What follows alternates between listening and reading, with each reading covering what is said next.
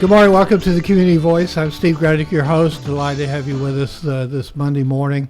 It's a little somber program this morning, but I think a very important one. That we're going to be talking about the passing of Taylor Jameson Bristow. He was 30 years old, and he passed away. I think it was Friday evening, and real heartbreaking situation for all of those in Carroll County. We're very honored to have in studio Chaplain Keith Jiles of the Carroll County Sheriff's Office. And we also have Shane Davis of West Georgia First Responders, West Georgia First, WestGAFirst.org. And gentlemen, I can't imagine anyone not really hearing about this today, but Keith, if you could kind of, assuming that we have somebody in the audience who really doesn't know the story of Investigator Bristow, give us a little quick summary of what happened. Well, last, I guess it was Tuesday the 23rd, I think it was. The 20th, I believe, when the incident happened, wasn't it? Right, yes, you're right, I'm sorry. Had a call out that morning to assist the GBI, the Carroll County Sheriff's Department did, and their investigators and deputies went out to assist with a search warrant in a home here in Carroll County. And during the process of enforcing that warrant, and they encountered the homeowner there, and then it kind of went south from there, and the deputies went into the house. Investigator Taylor went in with them, and that's when the incident took place, when the individual, the homeowner there, took his own life. In the process of taking his own life, he took the life of Taylor Bristow as well. Tell us a little something about, I mean, it just strikes me, the older I get, that 30 years young is awful young. And tell us a little something about Taylor and father, husband, you know, just a young investigator, sheriff's deputy that had his future ahead of him. He did, and really it is young. And today, when you get our age and start looking at these guys and ladies that are taking on these responsibilities, they seem to be younger and younger all the time. But Taylor, yes, you had mentioned he was 30 years old. He was a father. He loved his two children and his wife, Lisa, and he was loved by everybody at the Sheriff's Department as well, from 911 down to the deputies and other investigators there at the Sheriff's Department. He really loved his job and enthusiastic about his job and his family life as well. I mean, he was, like you and I, had his hobbies. He loved the sports. He loved the Braves, loves the Georgia Bulldogs, and those were some of his main things, and his pets as well. But just a great guy all around, and but loved his community and loved serving. And been with the Carroll County Sheriff's Department about 6 years, and was just became an investigator not too long ago, and just loved that job. That's what his passion was, and so was just really appreciated, and put his life on the line every day doing his job. So when a law enforcement officer loses their life in the line of duty, Shane, it's just got to be incredibly hard on not only the community, but the family, particularly the family, and that's where you kind of come in. Yes, sir. So, I created this West Georgia First Responders about a year ago, and it's been a labor of love over the last couple of years, but I just realized that in our community, our local community, we didn't really have anything as a blanket organization to really support first responders as a whole. So you want to create some. These incidents that happen are very unfortunate, and and it's just awful things that happen. But in a time of need, you want agencies, and really outside the agency. Carrollton's really never had a problem, rallying around people to help them out. We've showed that in the past, especially in the shootings, like for law enforcement, like with Rob Holloway. But you want agencies set in place that really can step in and just kind of be a bridge for the family. Kind of help them through to get from the transition period of, from the time the incident happens till the end, whether it be, a fortunate outcome where you pull through, or unfortunate like this where somebody passes away. But just be there for them and really meet them where they're at, different needs that they may have along the way that we can step in and kind of just help them through. So if someone wants to help out the family, what's the website? It's westgafirst.org. And on the website, when you go there on the main page in the upper left, there's a tab or a little place we have. It has his name, that's Taylor Bristow, and you can click on that, and it goes directly to the link that's set up for him. So that's how we track everything through the website for him. And we'll mention this a couple of times, but the funeral is set for this Thursday. And let's see, it's at Thursday, August 29th at 2 p.m. in Mount Holly Church on 27 near the interstate. Keith, you'll be officiating. Yes, I just found out I'll be one of the officiating members of Clay Patterson, Kim Hope, and Sheriff Terry Langley, of course, will be speaking. The service or visitation is the day before Wednesday from 4 until 8 at Mount Holly Church. That's correct. Hightower Funeral Home of Bremen's charge of the arrangements, but the funeral's at 2 p.m. When we see the support of all the fellow officers and other departments, law enforcement community is really one and the same, is it not? I mean, y'all may be different departments, different counties, but I was there Saturday when Taylor is brought home, and you see all kinds of cars from all kinds of different departments. That's right. You hear about the thin blue line, and it is a family. And it's not just law enforcement, it's first responders in general. And they all come together and as one. And even in this instance, I'm part of the Georgia Sheriff's Association's Chaplains Division, and that's who we're, certified by as the GSA. And we came together. There were 6 different chaplains that came together last week to do a debriefing, and it's just amazing to see all the communities come together and in these situations to support one another. And that's what it's all about. Absolutely. And that's why Shane put this together, to be able to bring people together to support these families. And he's here physically to support them, and we have a side here to support them as well on the spiritual side. So yeah, and it's good to see the really community come together, because when I created this, it was a time during COVID. So particularly toward law enforcement, there was a lot of disrespect that was going on that I had never seen before. And it was really disheartening, to see that. And, so you create this, for help, and then something like this does happen. And you do see, hey, the people in the community come together. It really makes you think, hey, maybe we're turning a corner. Maybe we're getting back to some normalcy, number one. But it just, without law enforcement, we can't operate how we really want to what we think about being American. We need them. We need all of our first responders, but particularly our law enforcement, because that's law and order, and we need that. Our guest this morning, Chaplain Keith Jiles, the Carroll County Sheriff's Office, Shane Davis of West Georgia First Responders. We'll be back with more after this. Health is a journey. It's making better choices, even when it's not easy.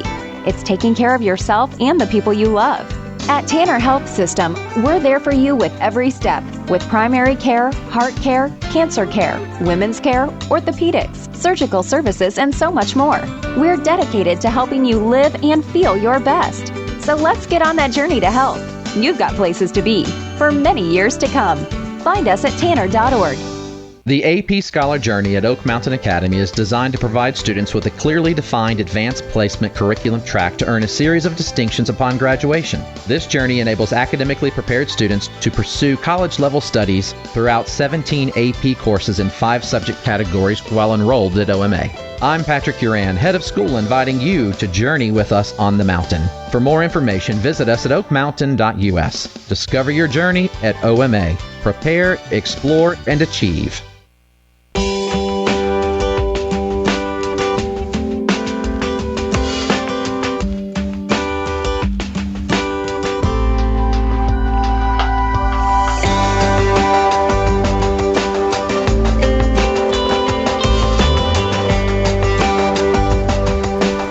Good morning. Welcome back to the Community Voice. I'm Steve Braddock, your host. Delighted to have you with us this morning. We're taking a moment this morning to, of course, to remember the life of Taylor Bristow, who passed away after being shot in the line of service and in the line of duty. And even this Friday, past Friday, Paulding County Sheriff's Deputy Brandon Cunningham, who, like Investigator Bristow, was only 30 years old, he was laid to rest after he had been ambushed responding to a domestic call the previous weekend. Just if both of y'all would speak to a moment, I think we, as a society, and Shane was kind of talking about this, don't really properly evaluate the dangers that these young men and women are putting in their lives into when they go out, like on a domestic call or a warrant or whatever. And I remember, Billy Jiles died in line of duty back in 2002. You never know what you're walking into. I mean, it's just, this thing is more dangerous than people realize. Yeah, it's very dangerous. And the domestic situations are usually the most dangerous. Yeah. Because they're, you don't know what you're getting into, and you don't know the situation behind all of it, and the mental issues and abuse issues. You have no idea what you're walking into. And also the intensity, because with their charges, when you get charged with like a battery family violence, right? Okay, they make you see a judge to get your bond set as like a cooling off period, because it's usually, if you just go get a battery charge, you can get out, you can bond right out. But right. That they make you cool off and see a judge and do that. So because, like you said, those are the most intense. Right. But do you agree that we, as a population at large, I mean, I guess when you get up in the morning and you say goodbye to the family, you don't know for sure that you'll be back home that day. No, you don't. And, as far as what the first responders do, the law enforcement in general, a lot of people do overlook it until you need them. Because we've had it really so good for so long, because, the crime's not really that high around here either, that I think we do take it for granted a lot of times until we actually need law enforcement. Right. And, when you do call them, you want them to be there. And you want, good people to show up. And when you have incidences like this that happen, sometimes it's scary. And sometimes it may push people away from right. being law enforcement. And, you just pray that doesn't happen. And you pray that these instances are limited, because if it starts getting rampant, then we're in trouble, as far as like getting good people that want to be law enforcement. You mentioned COVID earlier, but the riots of 2020 really demoralized a lot of officers, and we had the defund the police movement. Have we recovered fully from that? I personally don't think you have. I think it's still really hard to get good recruits coming in for law enforcement, and especially all the way around, whether it be the jail officers or actually officers out on the street. It's hard to get good recruits. Yeah, that's, like I said, I go back to when creating this, when I was thinking about things to do to further the kingdom. What kind of nonprofit could I do? Well, it hit. Well, then I'm a bail bondsman in my normal occupation. So I'm down at the jail signing bonds or whatever, and the jail staffing was, people were leaving. It was just awful on them. They were having, just a terrible time trying to operate, because people just didn't want to be law enforcement during that time. And that's what triggered, hey, they need some help. They need somebody that can support them. That's really what pushed me into that, the despair that they were feeling. I was seeing that I was experiencing, trying to work with them to get people out. And, I'm like Mr. Jiles said, I don't think we fully recovered. I'm not sure, if that's going to be ever the way it was, not sure. But, it has gotten back to be a little bit, I know, as far as the jail staffing. But then again, if, like I said, we go back, if things happen like this, then that sets us back a little bit more. All right. You can't really talk about this. You talk about the dangers and the pay, and it's like a lot of jobs, quote unquote, out there where there's some people that don't respect you or abuse you or that type of thing. So I'm going to put this first to Chaplain Jiles and quote this, and the question is, isn't it really more of a calling than a job? And Romans 13:4 says, "For he is God's servant for your good. But if you do wrong, be afraid, for he does not bear the sword in vain. For he is the servant of God, an avenger who carries out God's wrath on the wrongdoer." Is it not really more of a calling than it is just a job and a career? It is, and that's why a lot of people get in and can't get out, because it's their calling. And sometimes that's scary, but even I think it's in Matthew 5:9, it says, "Blessed are the peacemakers, and for they shall be the children of God." And our law enforcement are peacemakers, and they're the peacekeepers, and they're there to make the peace. And as Shane has already said earlier, if we didn't have those, where would we be? Right. Mm-hmm. And so the greatest thing that we can do, and that's one of the reasons I think we have the chaplains program there, is to bring a sense of reality there, because these guys are facing things that we can't even imagine every day, 24 hours a day. And, just to be part of that, I have the last 23 years been part of it here in Carroll County, and to see what these guys go through, guys and girls go through, and it could be horrifying. I mean, there's joys, of course, and there's times of pleasure and all those things, but then there's times of despair like we see now. Right. Well, it's more than just the physical, too, because I was told by an officer one time, you get a call, you go to call to domestic, you don't know what you're going into, you stop a vehicle, you don't really know who's driving that vehicle, right. and so you get this adrenaline rush.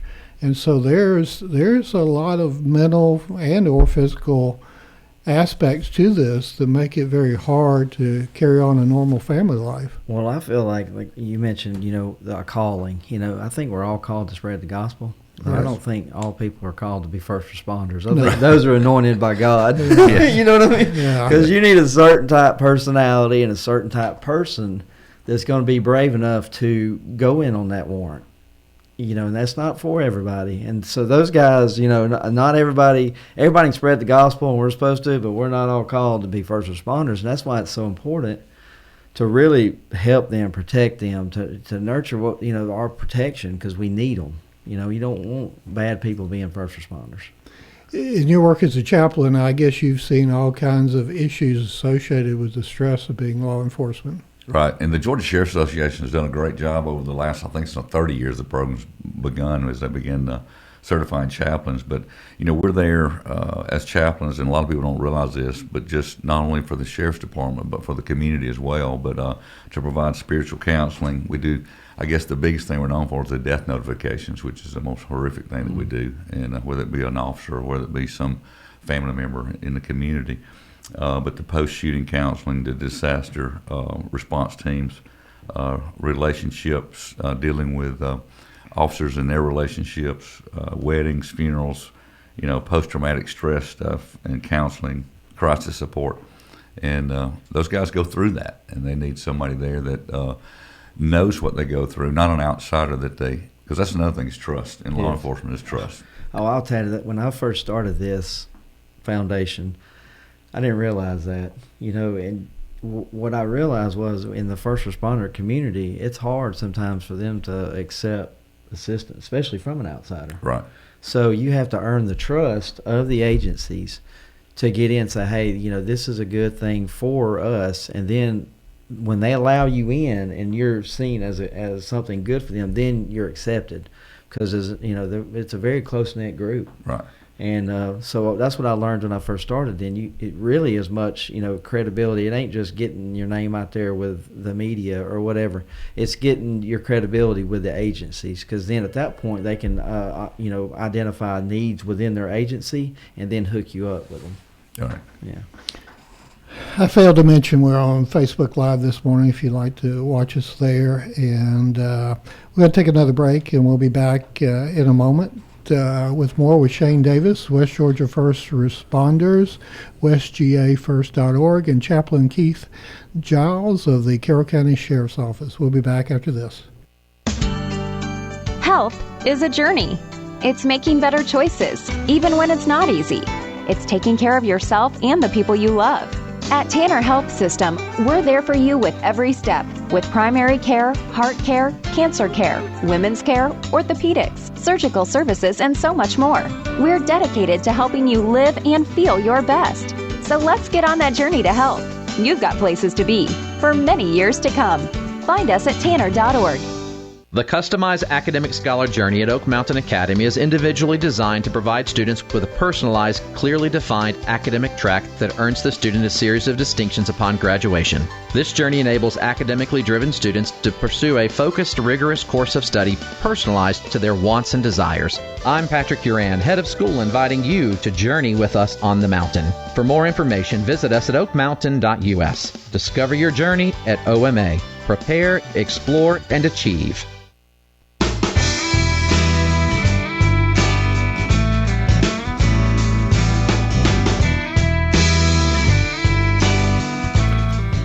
Good morning. Welcome back to the Community Voice. I'm Steve Graddick, your host. Delighted to have you with us this morning as we take a moment to recognize the passing of Taylor Jameson Bristow, who lost his life in the line of service. We're on Facebook Live. I'd like to read a little post here from Kaylin Pruitt. Thank you all for what you're doing. He deserves to be recognized and honored, and to have these hard conversations, and to remind the community of the true risk of that the law enforcement officer takes. Thank you, gentlemen, for your work and for your informative conversation. Let's mention again about the funeral. It's upcoming. Visitation is this Wednesday from 4 to 8 at Mount Holly Church there on Highway 78, just below I-20, just above Bowden Junction. Hightower Funeral Home of Bremen's in charge of the arrangements. And then the funeral is August 29th, this Thursday at 2 p.m., Mount Holly Church. We'll have Clay Patterson, Kim Pope, Sheriff Terry Langley, of course, and Chaplain Keith Jiles will be officiating. Keith, when you're tasked with officiating a funeral of this nature, what are some of the thoughts that go through your mind? What can you say to bless the family? Or, we have no words within ourselves to make any change, to make any difference. And as a pastor and as a minister, that's one of the first things you have to recognize. You don't have all the answers, and in these situations, you really have no answers. And only God and God's Word has that. And so that's the relief that you have. And so you're just looking for, to be able to offer some peace and some hope through the words of the Lord, and just allow His Spirit to be there to comfort the family. That's not easy. No, it's not easy at all. Not easy. Shane, tell us a little more now. If people go to your website and there's a place to donate, how are you? What's the logistics, or how are you going about doing this and supporting the family through your work? Okay, so in this situation, currently, like I said, I don't know the family personally, so I got reached out to by the sheriff's office and said, hey, basically we use you as the official donating platform, because you usually got so many going on. You have a lot of GoFundMe's going on a lot of time. And with us, it's really money in, money out. We track it, and we don't take anything out of it, and we set it aside, and then eventually we'll meet with the family, probably, I would imagine, have a meeting set up with them, after the funeral at some point, a week or so, just something after the dust settles a little bit, and just try to meet them where they're at. Okay, and then, it can be anything from mortgage assistance, car payments, whatever. Just really try not to back myself into against a wall to say we're going to do this, we're going to do that. It's different for every family. So I was asked to set this up, and we had to do it relatively pretty fast. So we kind of set the QR code up first, and then the donating, and then we're kind of building a website around it. Right. So hopefully, I'm thinking, maybe I'm going to leave this up for a little while. I mean, maybe up until Christmas. Have it through the end of the year, and not just. And if they need something before then we'll help them out and do this and that. But maybe just kind of set it up through the end of the year, and then kind of go from there. So far, we've raised about $35,000 in a relatively short amount of time. Right. So I'm sure that'll go up probably pretty substantially here in the next week or two also. That's amazing. That's great. I read here that 6 Georgia law enforcement officers have died while on the job this year. Both Cunningham, who we mentioned earlier from Paulding County, and Bristow were shot. The other 4 officers were killed in vehicle crashes. When these officers are laid to rest or their bodies return home, etc., you see these mile after mile, it seems like, law enforcement vehicles in a procession. When y'all see those type processions, what do y'all think? Go ahead. One of the things that really touches me is the society that we live in today, and if you don't know, we have an enemy, and we all have the same enemy, and he uses manipulation and misinformation to deter you and to basically bring you to a place of no hope. And when you listen to mainstream media and stuff today, you would think that everybody in the world dislikes law enforcement, and that law enforcement or first responders are no good, but they're our lifeline.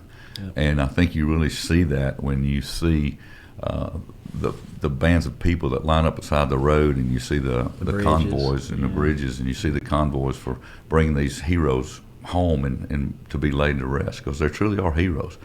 And you mentioned earlier, I believe it is a calling. And just as I felt it was a calling with me to be in law enforcement the way that I am, as a child or earlier, that's what I desired to do was law enforcement, and it never worked out. Then years later, God gives you the desires of your heart. So it may not be the way you want it. But that's funny. I had the same way when I was younger. I wanted to, and then I had self-destructive ways growing up. Right. It kind of put me in a different path there for a little while, and found my way back being a bondsman. To be there, and I do a lot of backside stuff being a bondsman, share the gospel, help people get in rehabs and stuff like that. So I kind of had that backdoor entrance into that way too. Right. But I think it's a misnomer that there's more people out there that love and appreciate law enforcement and first responders than what everybody would like you to believe. So it gives me hope. It does. It's very heart-wrenching, too. It brings a tear to you when you see those processions and you see the solidarity of, like you talked about, the other agencies joining in and coming together. And there's, in the middle of an unfortunate, just terrible tragedy, when you see things like that, it just brings, like you said, hope. It brings hope to you. Let's just simply wrap it up by going over the funeral arrangements once again. 30-year-old Taylor Jameson Bristow of Bremen, he passed away August 23rd. His survivors include his wife, Melissa Bristow, his children, Noah Brock and Bella Brock. And, of course, our condolences go out to the entire family. The funeral services for Taylor Bristow will be this Thursday at 2 p.m., August 29th at Mount Holly Church. Clay Patterson, Kim Hope, Sheriff Terry Langley, and Chaplain Keith Jiles officiating. Visitation is Wednesday, August 28th from 4 p.m. until 8 p.m. also at Mount Holly. Hightower Funeral Home of Bremen has charge of arrangements, and I understand that there's a memorial in front of the sheriff's office with flowers, etc., that people can contribute to in the sense of building up their memorial, correct? Yes, that's correct. And it's started out the first of the week, or Friday, I guess it was, or Saturday morning, I'm sorry, with just the car. Now there's flowers and all kinds of stuff there. So, yes, it's a memorial you can come participate in. Our gratitude to Keith Jiles and Shane Davis for being our guests this morning. It's West Georgia westgafirst.org for West Georgia First Responders, westgafirst.org. Thank you for listening. Go out and make it a great day. You're in tune to WLBB Carrollton.